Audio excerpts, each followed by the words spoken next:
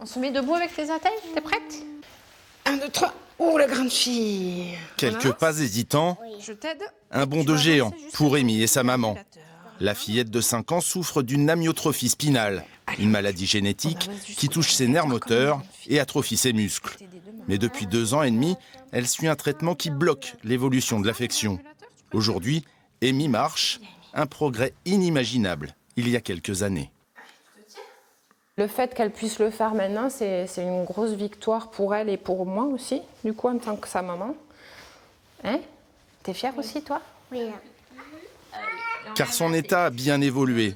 Sur ces images tournées par sa mère il y a 3 ans, Amy ne parvient pas à maintenir sa tête. Regarde, ouais, bravo! Ses muscles sont trop faibles. Avec le traitement, elle retrouve une forme d'autonomie. Je suis presque. Elle s'allonge, se redresse toute seule et tient en position assise. Ça y est. Ça me donne des forces. Et puis aussi, avant, je ne savais pas faire tout ça. Depuis que maintenant, je sais m'asseoir et faire tout ça, et bien, je peux mieux me déplacer. Maman est très contente. Des déplacements facilités, mais qui nécessitent encore l'utilisation d'attelles et d'un fauteuil roulant. Le fait de la voir évoluer sans arrêt comme ça, rattraper des choses qu'elle a perdues depuis longtemps, ça fait plaisir. C'est que du bonheur, en fait. Un bonheur que ne partagent pas encore toutes les familles. Elliot, lui, souffre d'une myopathie de Duchenne, une maladie rare qui détruit l'ensemble de ses muscles et engage son pronostic vital. Depuis 18 mois, le petit garçon participe à l'essai clinique d'un médicament, de quoi retarder peut-être une échéance pour l'instant inéluctable. C'est une course contre la montre, étant donné que c'est une maladie incurable.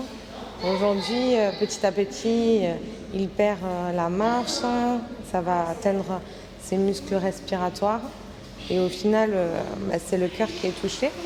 Et donc du coup, si on arrive à contrer cette dégradation, ça permet d'avoir une assurance meilleure pour l'avenir, pour Elliot. Pour que son état physique ne se détériore pas trop vite, Elliot est stimulé en permanence. Après l'école le matin, il vient dans ce centre de réadaptation de la banlieue toulousaine.